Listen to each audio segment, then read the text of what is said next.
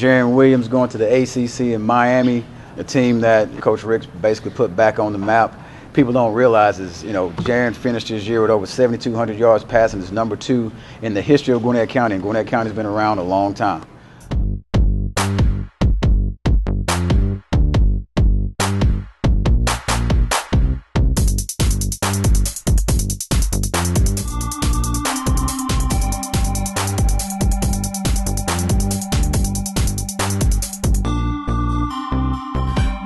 I just want to thank the man above for providing me with this opportunity. I also want to thank Central Gwinnett, this high school. I started off at Shiloh, and I ended up transferring here. And, as soon as I got here, all the coaches and the players, they welcomed me in, and they started, calling coaches for me, and, Coach Wofford. I want to thank you too, Coach, for really going an extra mile for me.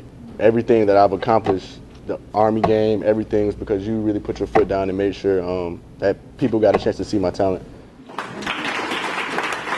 Possibly, as far as a coach, he's a once-in-a-career type of player. Even though I had a couple guys, but he's that type of kid that can do anything these days. He could be a drop-back passer, which he is, athletic enough to be a true spread running type dual-threat quarterback. He can do he literally can do everything because he can do all that physically, and he's mentally sharp. He's really, really smart. He picks up, things coaching-wise, schemes. He's the total package, and he's got the size, he's got speed, he's got the arm strength. But on top of all that, he's great. He's just a great kid.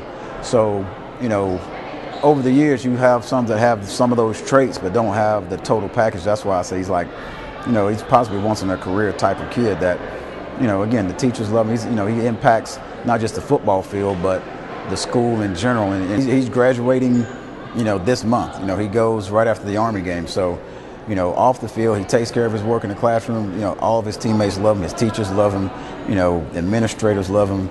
We had a chance to go down and talk to the elementary schools and whatnot. All the little kids love him. He knows how to interact. He just knows how to handle himself, as a young man. His parents did a great job with him. Miami was always a school that I wanted to check out. That was a school I never really got to check out because they got a commitment from another quarterback. So I kind of put that away. But as soon as it opened up, they came back in contact with me, and I gave them another look. And when I went down there on my official visit, I prayed about it, and I just knew right then and there that this is where I needed to be. Miami is one of the top academic schools. That's one of the main things too. It's a private school, so it's not really as big as the other schools, like the other SEC schools, really spread out. So my classes are, real close. Teacher to student ratio is 1 to 12, so it's not really big classes. So I feel like I would get a lot more out of it than I would if I was in a class with 300 kids.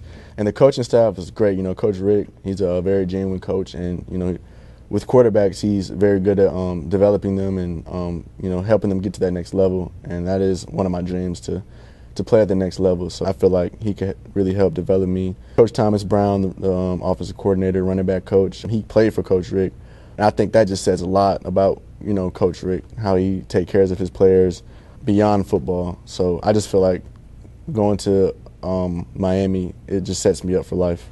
For what they have right now, and even the class they got coming in today, he's what they're missing. They have everything. They've made it to where they lose 2 games this year, and no disrespect to the guy that's there, but the weakest point everybody pretty much sees is their quarterback play. And you surround Jarren Williams with a great defense and great playmakers around him and a great line.